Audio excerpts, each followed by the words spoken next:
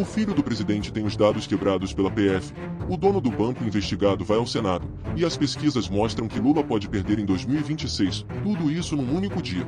E você vai entender cada detalhe agora. Bloco 1. O filho do presidente na mira da PF. Em abril de 2025, a Operação Sem Desconto revelou ao Brasil um esquema de descontos ilegais em aposentadorias e pensões do INSS, 211 mandados de busca, 6 prisões em 3 estados no primeiro dia. O volume desviado cresceu de 617 milhões de reais em 2019 para 2,8 bilhões de reais em 2024, e o total estimado de prejuízo ultrapassa 6 bilhões de reais, dinheiro tirado direto do bolso de quem é mais vulnerável. O nome de Fábio Luiz Lula da Silva, o Lulinha, filho mais velho do presidente, começou a aparecer nas investigações em dezembro de 2025, citado por terceiros como possível receptor de repasses do operador do esquema. A PF apurou suspeita de que Lulinha teria atuado como sócio oculto de Antônio Carlos Camilo Antunes, o careca do INSS, e teria recebido ao menos um repasse de R$300 mil do lobista, segundo documentos preliminares da investigação. Com base nessa suspeita, a PF formalizou o pedido de quebra de sigilos bancário, fiscal e telemático de Lulinha ainda em janeiro de 2026, e o ministro André Mendonça, relator do caso no STF, autorizou imediatamente. Mendonça ainda determinou que provedores de internet preservassem todos os e-mails vinculados a Lulinha pelo tempo necessário à investigação, uma medida que impede a destruição de evidências digitais. Essa informação só chegou ao público em 23 de fevereiro de 2026, via newsletter do Poder 360, 3 semanas após a autorização, o que significa que a PF já trabalhou por mais de um mês com os dados de Lulinha sem que ninguém soubesse. Em 26 de fevereiro de 2026, a CPMI do INSS aprovou em bloco 87 requerimentos, incluindo a quebra de sigilo de Lulinha pelo COAF, para o período de 2022 a janeiro de 2026, em sessão marcada por confronto entre governistas e oposição. Após a proclamação do resultado, houve tumulto. Parlamentares da base governista questionaram a contagem e a forma de votação, numa tentativa de anular a decisão que expõe o filho do presidente. A defesa de Lulinha afirmou que a quebra foi desnecessária, que o cliente não tem vínculo com as fraudes e que, desde 19 de janeiro, já havia pedido acesso aos autos para prestar esclarecimentos voluntariamente. A PF agora cruza os dados bancários de Lulinha com as movimentações de Antônio Carlos Camilo Antunes e da lobista Roberta Luxinger, mapeando o fluxo financeiro para identificar repasses do esquema. Lula disse em dezembro de 2025, se tiver filho meu metido nisso, ele será investigado, e em 5 de fevereiro de 2026 reforçou, olhei no olho do meu filho e falei, se você tiver alguma coisa, você vai pagar o preço. O diretor-geral da PF, Andrei Rodrigues, mantém Lula informado de todos os desdobramentos, o que coloca o próprio presidente em uma posição delicada. Sabe o que está sendo investigado, mas diz não interferir. Bloco 2. O Banco Master e os 60 dias que podem nomear autoridades. Em novembro de 2025, a Operação Compliance Zero prendeu Daniel Vorcaro, dono do Banco Master, investigado por vender 12,2 bilhões de reais em carteiras de crédito falsas ao Banco de Brasília, o BRB, instituição pública do governo do Distrito Federal. O Banco Central liquidou o Master em novembro de 2025, deixando mais de 1,6 milhão de clientes sem acesso ao dinheiro aplicado, e a investigação aponta fraude total estimada em 17 bilhões de reais. O caso estava nas mãos do ministro Dias Toffoli, até que a PF encontrou mensagem citando o nome dele no celular apreendido de Vorcaro. Em reunião de 12 de fevereiro de 2026, os ministros do STF foram informados e Toffoli pediu para sair. André Mendonça assumiu a relatoria e imediatamente reverteu as restrições de Toffoli, ampliou o número de peritos autorizados a analisar os dados, liberou os 39 celulares e 31 computadores apreendidos para perícia irrestrita. Em 23 de fevereiro de 2026, Mendonça realizou sua segunda reunião com delegados da PF e fixou o prazo de 60 dias para que a corporação entregue relatório identificando todas as autoridades com foro privilegiado citadas nas investigações. Mendonça também adotou isolamento total das informações, determinou que até os superiores hierárquicos da PF fossem excluídos do acesso aos dados da Operação Compliance Zero, para evitar vazamentos políticos. Segundo relatos de bastidores, Alexandre de Moraes teria advertido o diretor-geral da PF em reunião reservada sobre os limites para apurações envolvendo autoridades, chamando eventual descumprimento de papel sujo da corporação. Um contrato de 129 milhões de reais entre o Banco Master e o escritório de advocacia da esposa de Alexandre de Moraes está no radar das investigações, levantando questionamentos sobre o possível conflito de interesse. Em 28 de fevereiro de 2026, Mendonça autorizou o deslocamento de Vorcaro para depor na Comissão de Assuntos Econômicos do Senado, presidida por Renan Calheiros, com data marcada para 10 de março, às 11 horas. Vorcaro cumpre medidas cautelares com tornozeleira eletrônica e proibição de sair da comarca. Por isso, qualquer deslocamento depende de autorização judicial e ele virá na condição de convidado, podendo trazer seu advogado. A PF também quer autorização de Mendonça para cruzar os dados do caso Master com os do escândalo do INSS, buscando confirmar se há estruturas financeiras comuns e operadores compartilhados entre as duas investigações. Se a PF confirmar a ligação entre os dois casos, o esquema pode ser muito maior do que já se sabe. Dinheiro desviado de aposentados poderia ter financiado fundos de investimento do Master, fraude dentro de fraude. A frente de investigação sobre a tentativa de venda do Master ao BRB está na reta final e deve ser concluída até meados de março, segundo fontes ligadas à apuração, o que pode gerar novos pedidos de prisão preventiva. Bloco 3. As pesquisas que assustam o Palácio do Planalto. Em dezembro de 2025, quando Jair Bolsonaro lançou Flávio como candidato à presidência, o Atlas Intel mostrava Lula com 53% contra 41% de Flávio no segundo turno, uma diferença de 12 pontos percentuais. Em 69 dias, o cenário virou de cabeça para baixo. O Atlas Intel de 19 IFEM 24022026, com 4.986 entrevistados e registrado no TSE sob BR 07602026, mostra Flávio com 46,3% e Lula com 46,2% no segundo turno. O Paraná Pesquisas, com 2.080 entrevistados entre 22 e 25 de fevereiro de 2026, TSE-BR 0797422026, coloca Flávio com 44,4% e Lula com 43,8% no segundo turno. É a primeira vez que Flávio aparece numericamente à frente em toda a série histórica. A aprovação do governo Lula caiu. Em janeiro, 48,7% aprovavam. Em fevereiro, caiu para 46,6%, segundo o mesmo Atlas Intel, enquanto a desaprovação subiu de 50,7% para 51,5%. O índice de avaliação positiva do governo também despencou, de 47,1% considerando o governo ótimo ou bom em janeiro, caiu para 42,7% em fevereiro, enquadrado diretamente com os escândalos do INSS. Entre os homens, a queda é ainda mais dramática. Lula recuou de 40,6% para 36,4%, enquanto Flávio subiu de 38% para 45,6%, uma alta de 7,6 pontos em apenas um mês. No grupo com até ensino fundamental, a virada é ainda mais brutal. Em janeiro, Lula tinha 61,2%, caiu para 37,3% em fevereiro, e Flávio subiu de 28% para 41,2%, quase 13 pontos de avanço. O Atlas Intel perguntou aos entrevistados qual resultado causaria mais medo. 47,5% disseram que a reeleição de Lula, enquanto 44,9% disseram que a eleição de Flávio. O eleitorado está dividido, mas a tendência é clara.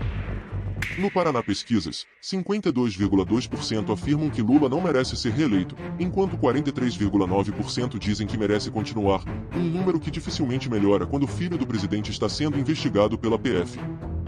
Bloco 4. O Carnaval que saiu pelo avesso. Em 16 de fevereiro de 2026, a Escola Acadêmicos de Niterói abriu o Carnaval do Rio com o enredo do Alto do Mulungu Surge a Esperança, Lula, o operário do Brasil, em 79 minutos de desfile transmitido ao vivo pela Rede Globo. A escola recebeu R$ 1 milhão da Embratur em acordo de 19 de janeiro de 2026, o mesmo valor das outras 11 escolas do grupo especial, totalizando R$ 12 milhões de verba federal destinada ao Carnaval Carioca. O samba enredo continha o jingle histórico do PT, olê, olê, olá, Lula, Lula, referências ao número 13, uma ala chamada de neoconservadores em conserva, criticando evangélicos e o agronegócio, e figurante com faixa presidencial. O TSE havia rejeitado em 12 de fevereiro de 2026, por unanimidade, pedidos de liminar dos partidos Novo e Missão para impedir o desfile. A presidente Carmen Lúcia alertou: quem entra sabendo que pode afundar.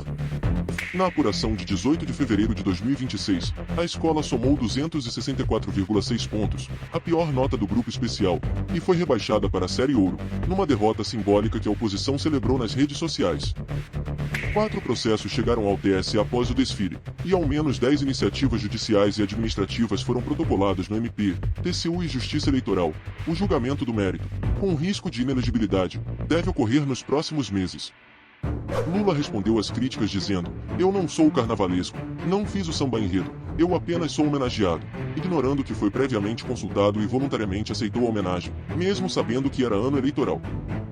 Bloco 5. A Selic em 15% e o bolso do brasileiro.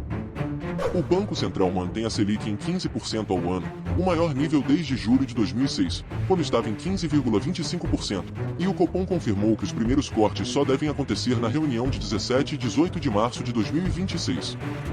A prévia da inflação pelo IPCA 15 acelerou para 0,84% em fevereiro, acumulando 4,10% em 12 meses, enquanto a projeção do mercado para o IPCA de 2026 pelo boletim Focus caiu de 3,95% para 3,91% na última semana. Com a Selic em 15%, o crédito continua caro, o financiamento imobiliário encarece, e quem tenta empreender ou comprar a casa própria paga o preço de um governo que gasta mais do que arrecada, forçando o BC a manter juros altos para conter a inflação. O PIB de 2025 cresceu apenas 0,1% no terceiro trimestre, considerado estabilidade pelo IBGE, e o mercado projeta apenas 1,82% de crescimento para 2026, bem abaixo dos 3,4% registrados em 2024. Fio narrativo, o padrão que conecta tudo. Olha o que o dia de hoje revela.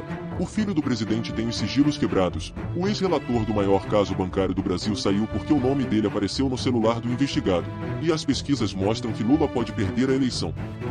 Esses não são eventos separados, eles fazem parte do mesmo fio. Um governo cercado de investigações que envolvem sua família, seus aliados financeiros e suas instituições, enquanto a economia do brasileiro continua travada.